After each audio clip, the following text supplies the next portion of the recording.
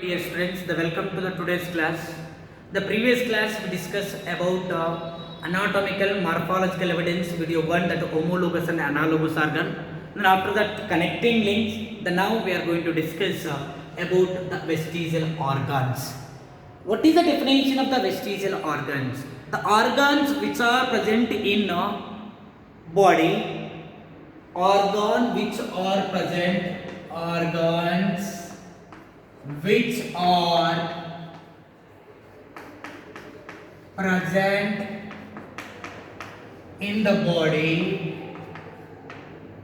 present in the body, in reduced form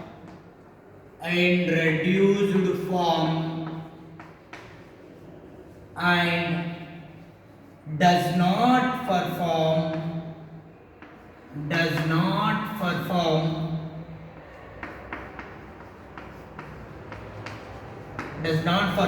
any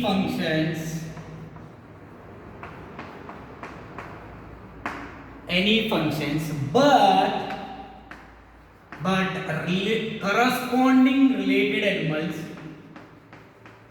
corresponding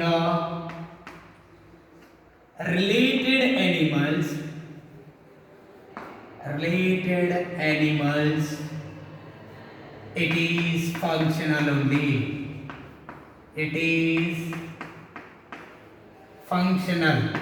That organs is called vestigial organs. Means the vestigial organs, if I take for example in our body, vestigial organs, how it is appeared in reduced form, undeveloped form. There is no functions. If I take the related animals, which is a closer animal to us, it is a function only. It is a function. It is a working only. But our body is not working because it is a reduced form. But another corresponding animals, it is a working only because there is a developed form. That organs is called as the vestigial organs. The vestigial organs in the human beings, the vestigial organs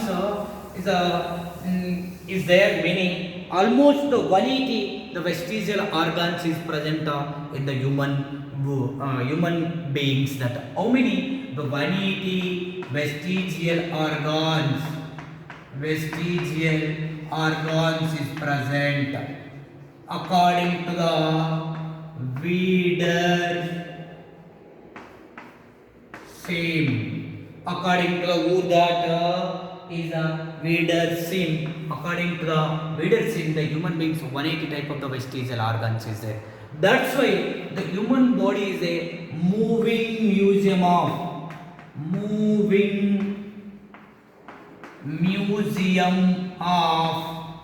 antiquities. The moving museum of the antiquities. Which one? The human beings. Because the human, who said that? The Wiedersheim is there. How many is there? The 180 type of the vestigial organs is there. That it is a reduced form, not working to any function in our body. That so the Wiedersheim said is a moving museum of antiquities. A very important. The previous need we talk so this the moving museum of antiquities. That but what are the examples? How many which is there the human beings? First one is nictating membrane. The membrane, which is a nictating membrane, is called Luca semilunaris. It is only called as the third eye of human beings, which the nictating membrane. Where is there the nictating membrane? See, once we observe that this is the nictating membrane. Here the little bit of swelling. This nictating membrane. There is no use to us. This is only the third eye of human beings. That the next after that next is the second one is the auricular muscles of ear pinna. The next one is the auricular muscles of ear pinna. Auricular muscles of the ear pinna. If you take the ear pinna, this is the ear pinna. Generally the pinna is help to the balancing. The most of the people said which is the vestigial organ our body. They are said one of the pinna is a vestigial organ. No, the pinna is help to the balancing that which is the auricular muscles is present in pinna. Is that only vestigial organs of human body that which auricular muscles of pinna that. After that we can take the appendix is there. Appendix. The next is the appendix. The appendix, you can take the large intestines like that is there. See, once you can observe the large intestine, ostrus, there is so like this is there last this. This is called as what? Appendix. Appendix. There is no work. It is no useful to us. But some of the people said E. coli, the symbiotic bacteria can be lived in appendix only that. So what is it? The appendix? It is a vestigial organ of the human beings. What happens that sometimes here the appendix filled with the poisonous material. Poisonous material. When the poisons it is filled, it become the swelling of the appendix. After the swelling of appendix, it is called as appendicitis.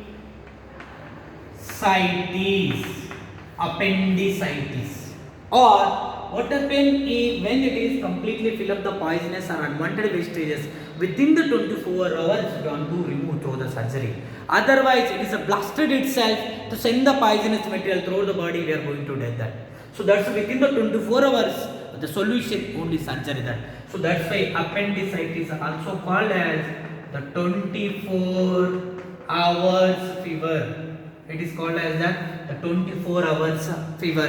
The which one that appendicitis or 24 hours fever. It is one of the vestigial organs of the appendix. The next one is coccygeal or tailbone. The coccygeal or the tailbone. It is one of the vestigial organ only. Then we can take the human body hair.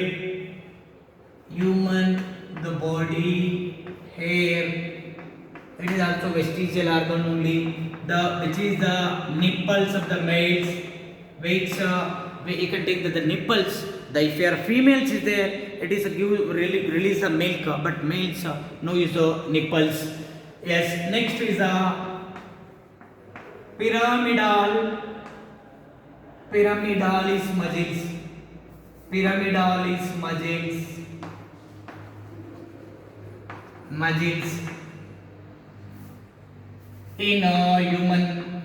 in abdomen of humans. Pyramidalis muscles in abdomen humans.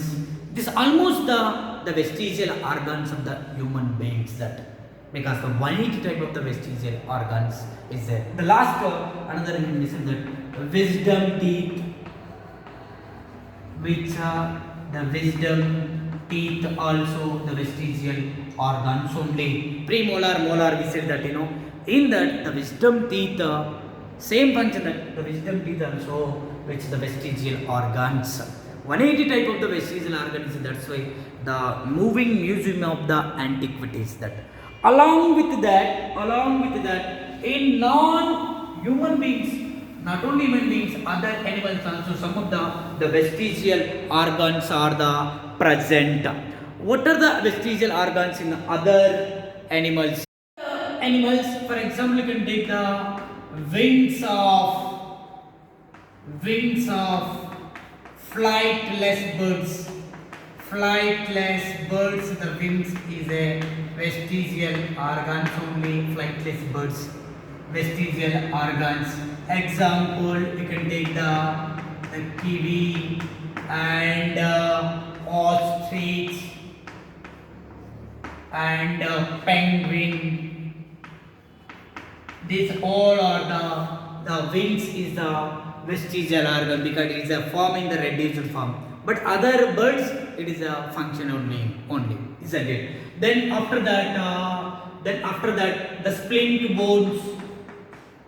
Very important is in horse. the splint boards in arch. The next, the last one, very very important. This is the hind limbs, and pelvic girdle. Pelvic girdle of the python, and Greenland whales. The Greenland whales, which is the hind limbs. It's the forelimbs, the hind limbs, and the pelvic girdle. Here is a pelvic girdle. It is the both are the vestigial organs in the python and the Greenland whales. This all about the vestigial organs. It is after this completion we are going to discuss the next video about that atavism. Now we discuss in atavism.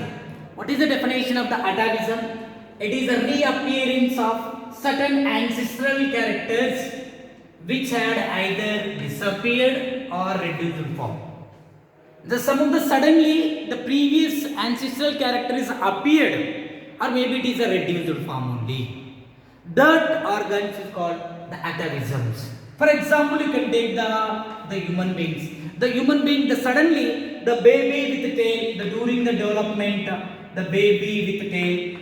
Actually, generally the human being does not have any tail, but suddenly the baby, the few people, the baby with the tail.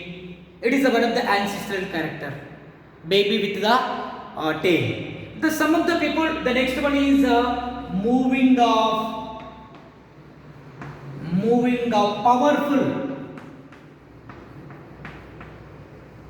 powerful moving of pinna. Powerful moving of the pinna. Some of the people you can take that without any that they are moving itself the strongly that. It is one of the atavism, that suddenly appearance that. Some of the people you can take that the long well developed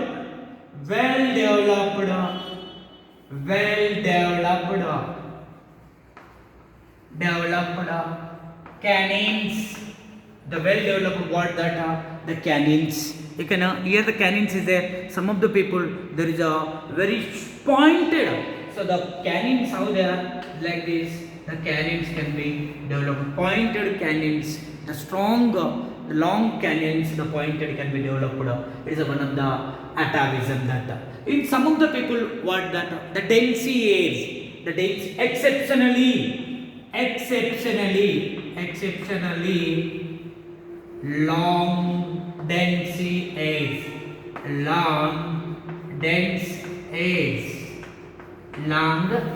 hairs. The what? The suddenly this character appear throughout our life. That is called the atavism. There is a baby with a tail. The powerful moving of the pinna. Well developed canines. And exceptionally the dense hair.